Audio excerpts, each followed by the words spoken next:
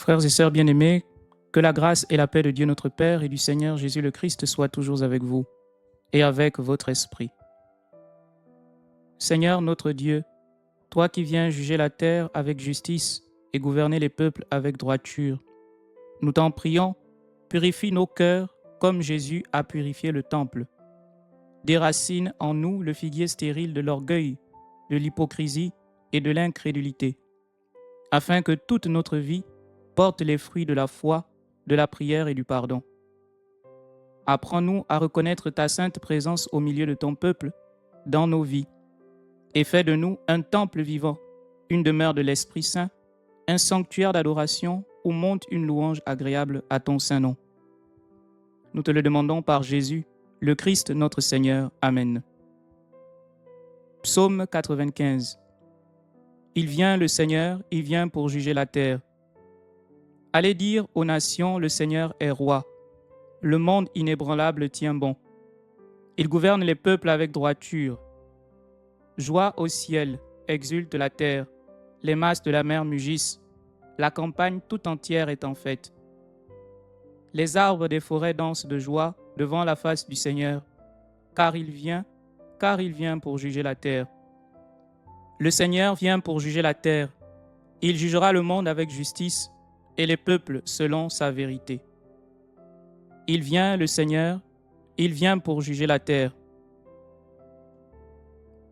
Chers frères et sœurs bien-aimés, nous venons à l'instant d'écouter les paroles du psaume 95 ou 96 dans d'autres traductions, qui nous parlent du jugement de la terre de la part du Seigneur. En effet, frères et sœurs, le jugement de Dieu est une œuvre de vérité et de miséricorde. Nous l'avons entendu à l'instant dans le psaume. Il jugera le monde avec justice et les peuples selon sa vérité. Ce jugement apparaît aussi, frères et sœurs, dans la page d'Évangile avec le figuier que Jésus a maudit.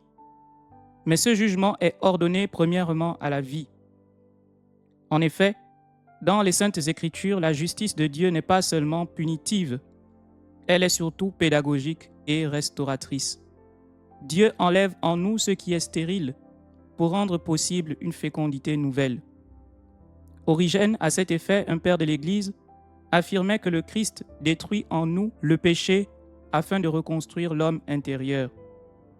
Donc, frères et sœurs, on comprend que le jugement divin auquel fait allusion le psaume parle d'abord de la vérité de nos cœurs, de la purification de notre foi et enfin de la restauration de notre communion avec Dieu. Oui, frères et sœurs, le Seigneur, à travers l'épisode du figuier desséché dans la page d'Évangile, nous rappelle que nos vies sont censées porter du fruit. Le tout n'est pas d'aller à l'église, le tout n'est pas de réciter le rosaire chaque jour, le tout est de porter du fruit. Voici ce que Dieu attend de toi et de moi.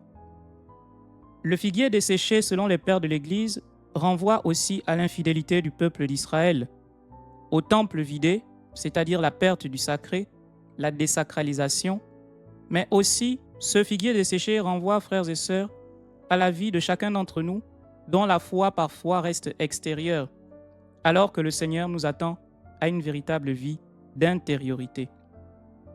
On comprend alors que le drame de ce figuier n'est pas l'absence de religiosité, mais surtout l'absence d'une fécondité spirituelle.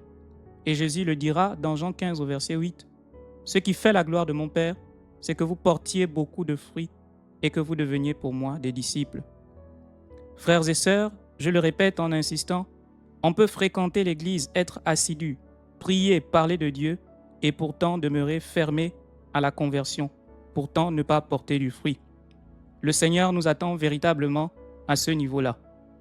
Dieu viendra un jour pour nous juger et ce qu'il attend de nous, c'est que nous fassions la gloire de son Père en portant du fruit.